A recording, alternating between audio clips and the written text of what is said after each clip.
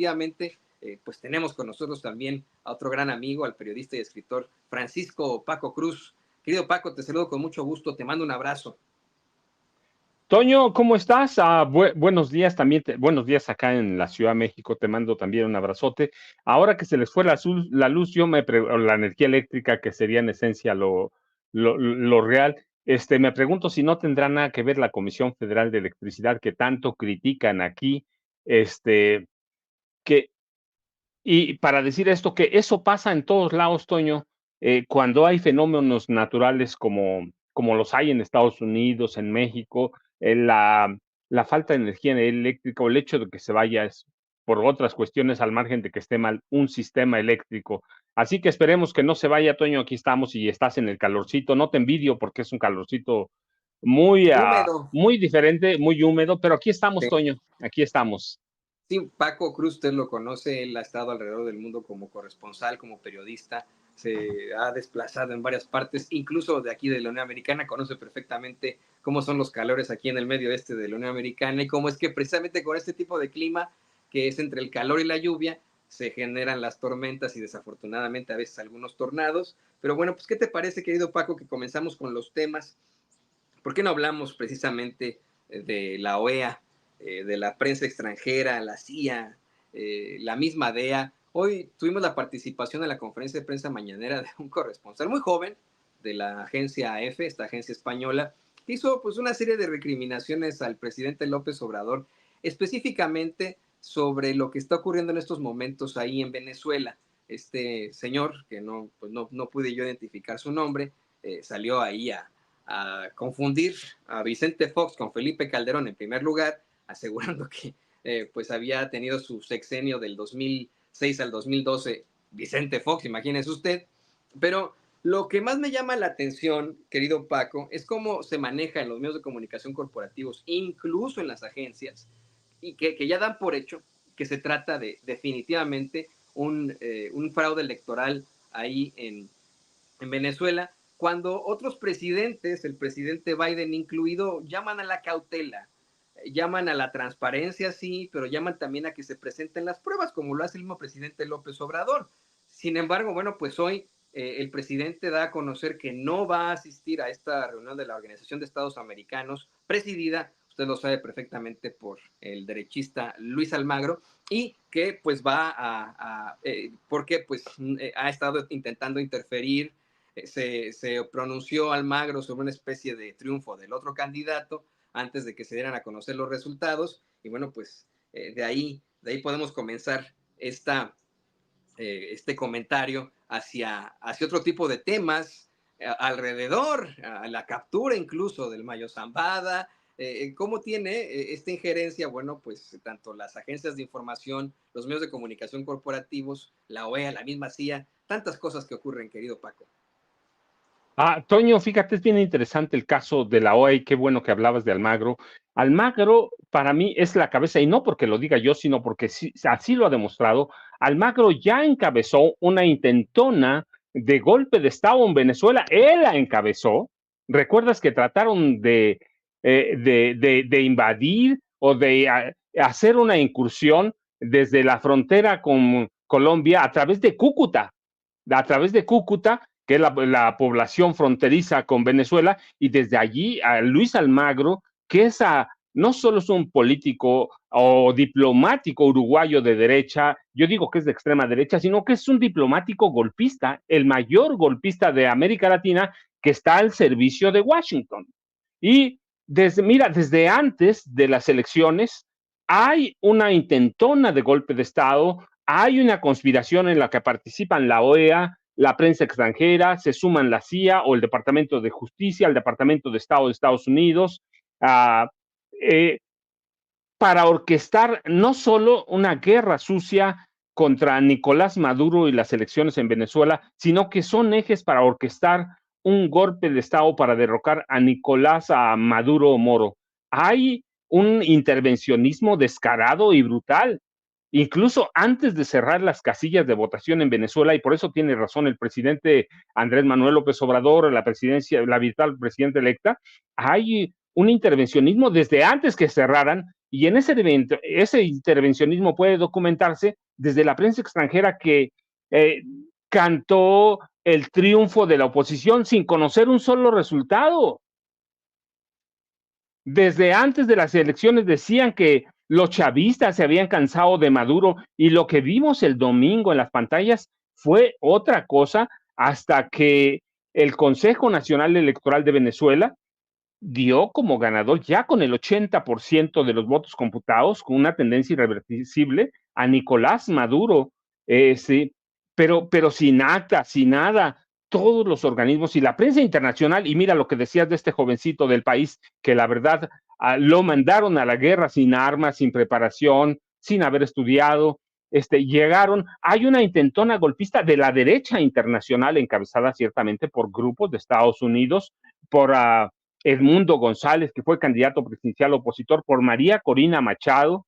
Hay una intentona golpista, hay una intentona de deslegitimar no solo a Nicolás Maduro, sino a todo el proceso electoral. Recuerda a Corina Machado, ella ha llamado a la invasión de Venezuela, a la invasión que ha pedido que Estados Unidos encabece una intervención armada en Venezuela. Así que, mira, una cosa es denunciar fraude, está bien, pero otra cosa es documentarlo, ya lo dices bien tú, Toño. Y además, no solo hay que denunciar fraude, hay que exigir las pruebas. Y luego, sí, hay que exigir transparencia. El presidente López Obrador y otros mandatarios han pedido eso. Transparencia, eso lo puede pedir todo el mundo. López Obrador aquí lo exigió en 2006. Sí, la transparencia es una cosa, el fraude es diferente. El mismo Centro Carter no ha dicho que hubo fraude, ha dicho que no fue democrática, que hubo irregularidades, ha acusado al gobierno de violar la ley, pero mira, pero también podemos documentar, por ejemplo, desde 2019, intentonas para derrocar a Nicolás Maduro. Hay recetas que se han publicado en el New York Times, por ejemplo, ¿sí? Y recuerdas, por ejemplo, el levantamiento que encabezó Juan Guaidó cuando se convirtió en presidente de Venezuela y Estados Unidos le entregó los recursos de petróleo de Venezuela, el gobierno de Estados Unidos y una coalición de países afines a Estados Unidos como Colombia en ese momento, orquestaron la intentona golpista. Así que no es nuevo que intenten una intentona golpista y mira, pero ahora además se suma, por ejemplo, también la DEA, ¿sí? Nicolás Maduro tiene razón cuando dice que no es la primera vez que enfrentan lo que están enfrentando, ya se ha intentado en otras ocasiones, hay intentonas de carácter fascista, contrarrevolucionario, y tiene razón Nicolás Maduro cuando advierte que desde el extranjero se han dado los primeros pasos para desestabilizar a Venezuela. Los mismos países que hoy cuestionan el proceso electoral, lo ha dicho Nicolás Maduro, la misma ultraderecha fascista, son los que quisieron de imponerle a Venezuela a un presidente espurio, a Juan Guaidó en 2019, y mira, el domingo a medianoche ya había resultados, pero la oposición no los da a conocer, y yo decía que el Departamento de Estado, el Departamento de Justicia de Estados Unidos encabeza esas intentonas, ¿recuerdas? ¿A través de qué? De la CIA y de la DEA. Justo en las elecciones, la DEA lanzó una alerta mundial para capturar al presidente Nicolás Maduro, ofreciendo una recompensa de 15 millones de dólares por información que conduzca a la captura. ¿Qué están haciendo? Promoviendo la insurrección en Venezuela. Le están diciendo a los venezolanos de derecha, de ultraderecha, miren, aquí les vamos a dar 15 millones de dólares para capturar a Maduro, ¿de qué acusan a Maduro? De narcoterrorismo, conspiración para importar cocaína, posesión de ametralladoras y otros cargos. Es decir, el mismo Departamento de Estado, el Departamento de Justicia de Estados Unidos encabeza esta intentona. Hay acusaciones de todos calibres. Dicen que, por ejemplo, en este pasado domingo, la DEA dijo que Maduro ayudó a administrar y liderar el Cártel de los Soles, una organización de narcotraficantes venezolanos, pero no ofreció una sola prueba. Lo mismo que le hacen, va la misma campaña que le hicieron al presidente López Obrador, a la candidata entonces presidencial mexicana Claudia Sheinbaum Pardo, lo acusan de encabezar un cártel con otros funcionarios de alto rango, pero nunca han ofrecido una prueba. Acusan a Maduro de conspirar con las Fuerzas Armadas Revolucionarias de Colombia para negociar con cocaína, y lo han acusado de proporcionarle, pero tampoco han entregado ninguna prueba, de entregarle armas a la guerrilla colombiana y de facilitar a través de las FARC el tráfico de drogas. Así que hay una ficha internacional para capturar a Maduro. ¿Qué es eso? Pues es promover una intentona de golpe de Estado, es promover o asusar a ciudadanos venezolanos para que atenten contra Nicolás Maduro. Es decir, ya hay una intentona violenta. La oferta de recompensa por la captura de Maduro es una intervención gravísima, gravísima, y esto demuestra las tensiones que hay entre el gobierno de Estados Unidos y Venezuela. Y yo lo decía ayer, al margen de todo, Toño, ¿qué tiene Venezuela tan atractivo? Por más que Trump diga que tienen solamente alquitrán, no, pues tienen una reserva probada de 300,000 millones de barriles de petróleo crudo. Tienen más que Arabia Saudita. De pronto los han desdeñado, pero allí tienen oro, ¿sí?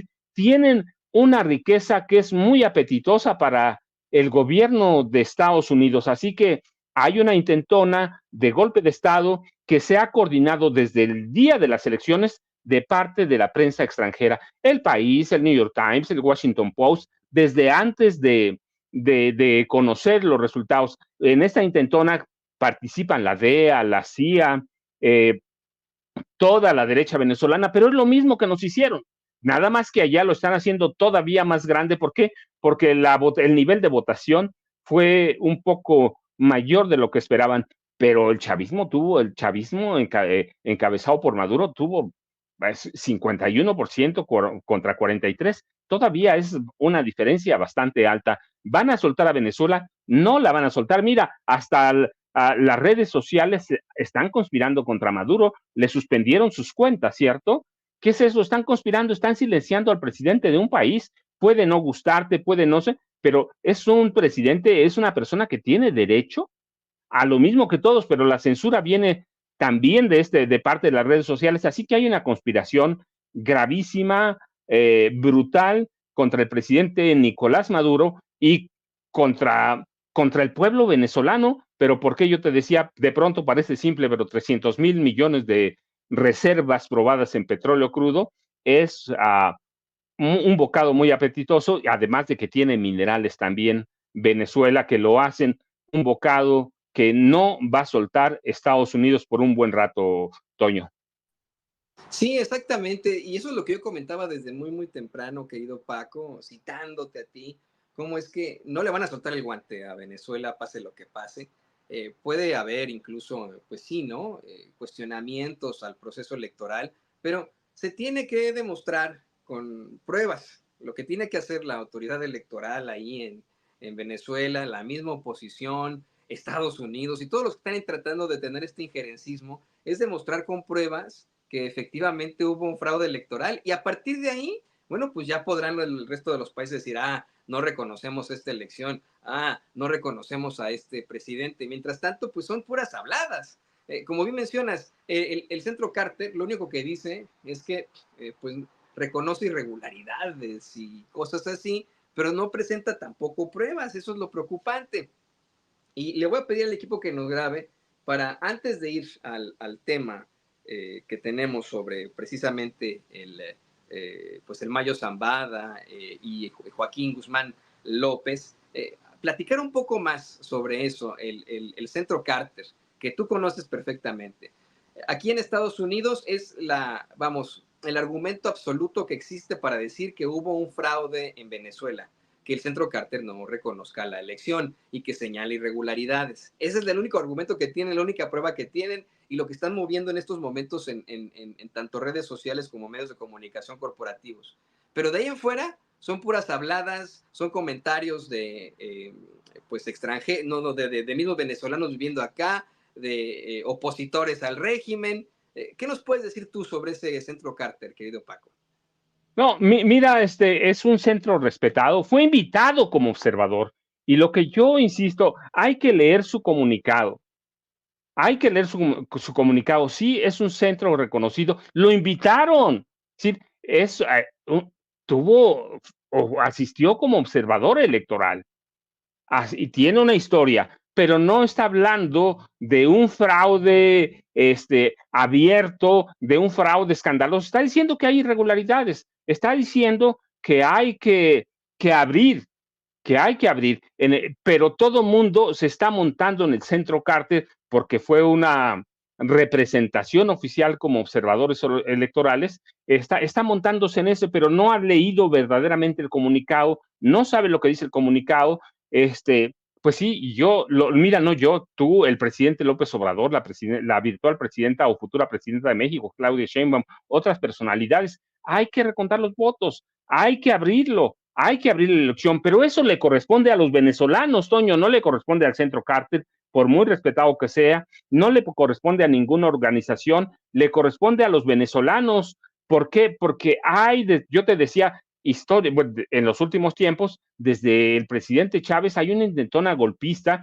y yo te hablaba de 2019 porque es cuando Luis Almagro encabeza una intentona, una incursión armada en Venezuela a través de Cúcuta, y yo recuerdo mucho que el New York Times publicaba los pasos a seguir para derrocar a Nicolás Maduro. O sea, no solo se trata del centro Carter, primero que hay que leer bien el comunicado. Dos, que ya hay desde 2019 pasos para derrocarlo. Están acusando a Maduro de ocultar dinero robado del gobierno venezolano. Sí, pero ¿a dónde están las cuentas? Dice en cuentas, han dicho en cuentas personales de todo el mundo, de bancarias personales, ¿a dónde están esas cuentas? ¿Quiénes son los titulares? ¿Cuánto tienen? Lo han acusado de tráfico de drogas. ¿Con quién? El cártel de los soles. Igual que al presidente López Obrador, que a Claudia Sheinbaum. Si nosotros ya lo vivimos, no basta con denunciar una cosa, hay que presentar pruebas. El mismo centro Carter necesita presentar un resumen pormenorizado, más allá de su prestigio, un resumen pormenorizado de todas estas irregularidades y luego que presenten pruebas. Porque mira, a Maduro lo han acusado de involucrarse en actividades ilícitas de minería, que nos digan a dónde están los militares, a dónde están los minerales que sacan, a dónde van. Es decir, hay lo que diga el centro Carter, hay que también que tomarlo con cuidado por más prestigio que tengan. ¿Por qué? Porque nosotros lo decimos, sí, tiene que haber transparencia, tiene que haber un proceso limpio. Hay irregularidades como todo el mundo. En Estados Unidos hay irregularidades. Es decir, si le van a pedir una pureza al 100%, no la van a encontrar, pero se puede limpiar todo el proceso y hay que hacer o seguir la receta de López Obrador, pues que se clarifiquen, pero hay que dejar a los venezolanos sin importar quién intervenga. Pero aquí hay un intervencionismo descarado y brutal, Toño.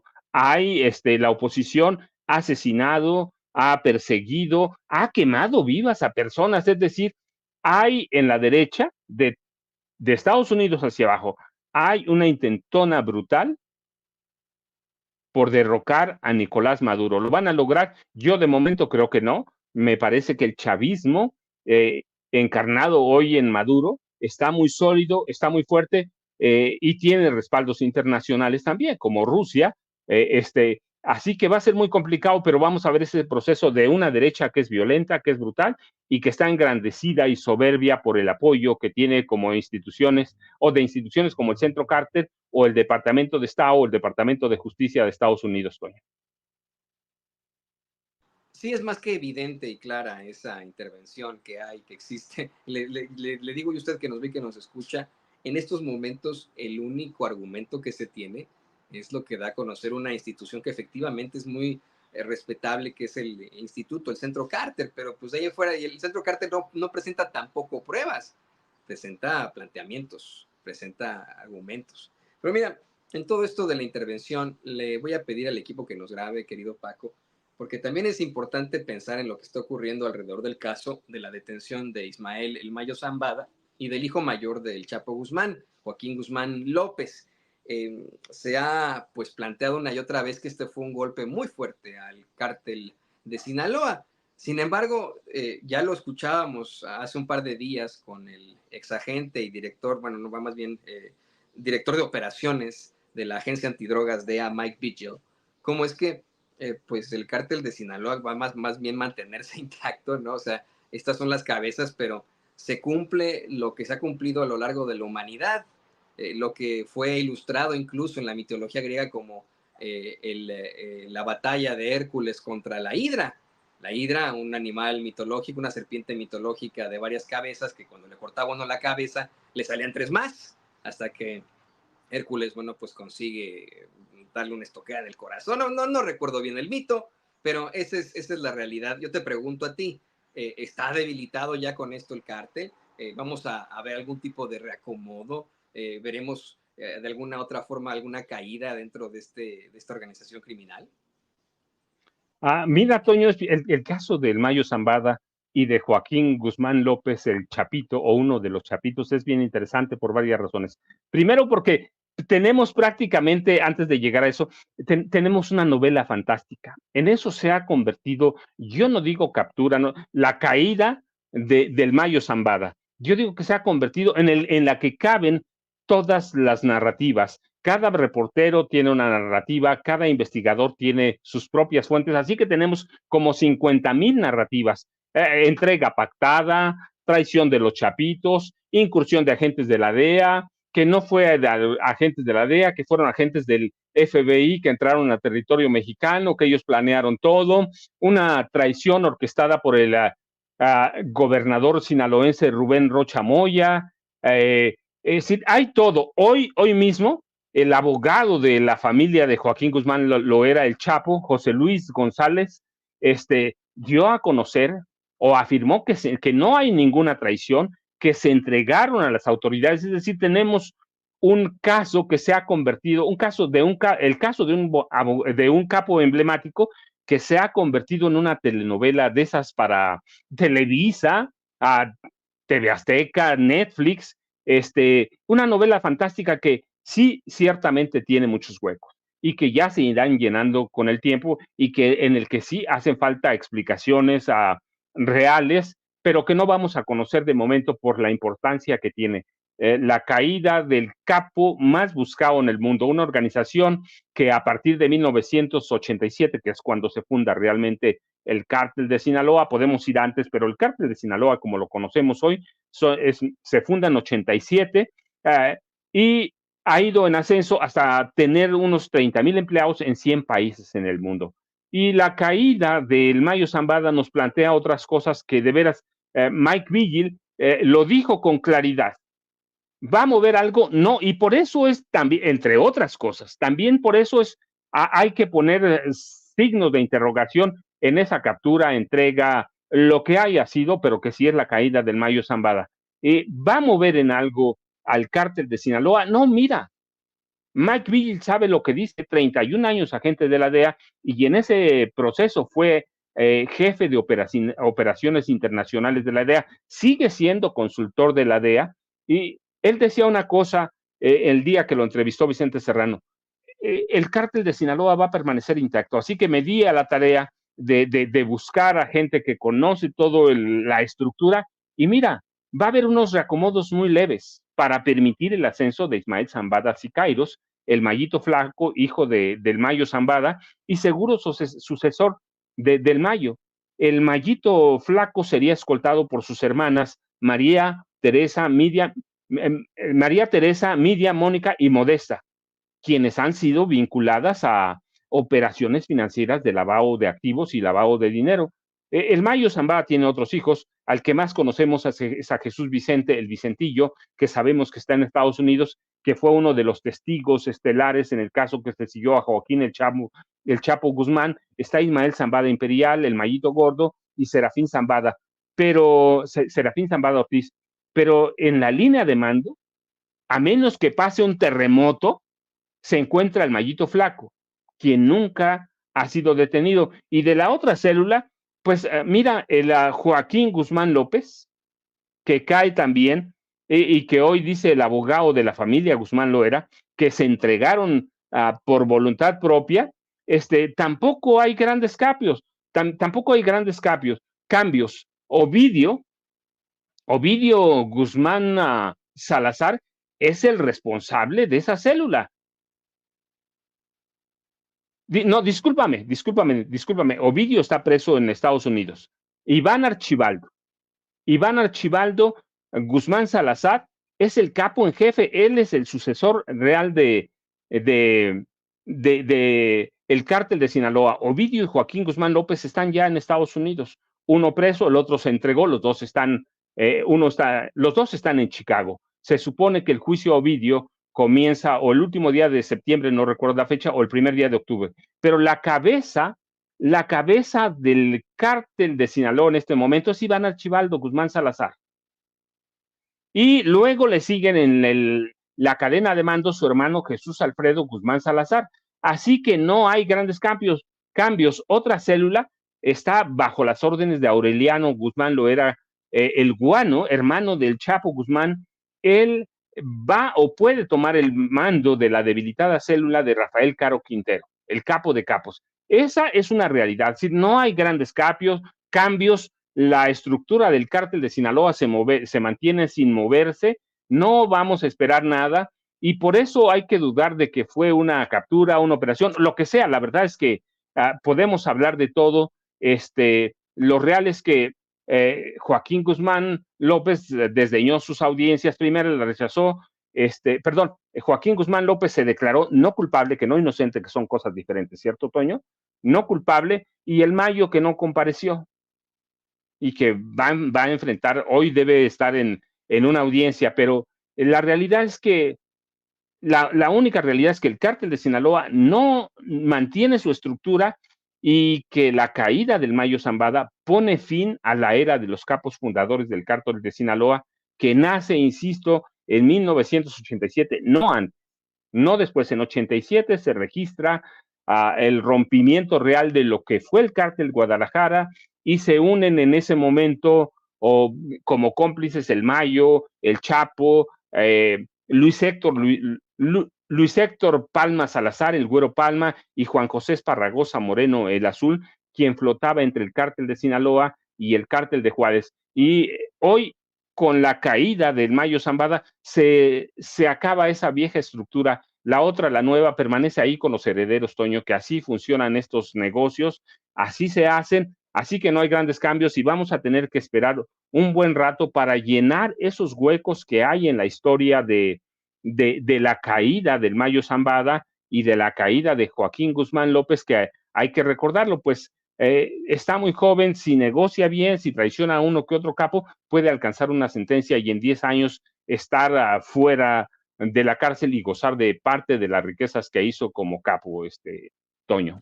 No, pues qué difícil todo esto. Y yo insisto, es como la hidra de la mitología griega. Efectivamente, es una figura distinta del derecho, el declararse no culpable, not guilty. Pero estrictamente, pues es eso, ¿no? Es decir, soy inocente de todos los cargos que me acusan, ¿no? Y así, pero efectivamente, ¿no? Aquí se tiene que decir, no se dice innocent, no se dice not guilty, ¿no? Me declaro no culpable, y es como se han declarado estos personajes ahí. Bueno, por mientras, en una corte de Chicago lo hace Joaquín Guzmán López, querido Paco. Y bueno, como siempre, un segmento muy interesante contigo aquí en Sin Censura, que deja mucho de qué hablar, mucho para la reflexión. Yo te agradezco que también estés al pie del cañón en medio de este tipo de situaciones, pues que el clima permite, ya hasta estoy sudando, ¿no? Me está corriendo aquí el sudor por los ya 34 grados centígrados a la sombra a la que nos enfrentamos aquí en Kansas City, Missouri, en medio de este apagón, que no es responsabilidad de la Comisión Federal de Electricidad, ojo, es de una compañía que tiene un monopolio en esta ciudad y que a la que le pagamos, pero mire, una cantidad exorbitante en las cuentas. Pues mire, se fue ¿cómo se llama? se le fue seguramente o se le acabaron los datos a Toño. Aquí estoy. Mire, ya regresó. Bueno, ya regresó, pero ya se fue de nueva cuenta, pero información todavía hay, vamos a esperar un Ya, poco. Ya regresó Toño. sí, me informan los vecinos que también está fallando el servicio de internet en general, así que ahí como vamos pianito, vamos a ir ya emparejándonos hacia el final de esta edición, pero muchas gracias, Paco, perdón, aquí estoy, no se preocupe, de aquí no me muevo. Toño, te mando un abrazote, que sigas disfrutando ese calorcito y ojalá no se vaya la luz, pero aquí estamos al pendiente. Muchas gracias, Toño. Hasta mañana. Ahí tiene usted a nuestro compañero escritor, periodista, al queridísimo Francisco Paco Cruz, aquí en Sin Censura. Pues vamos, ¿qué le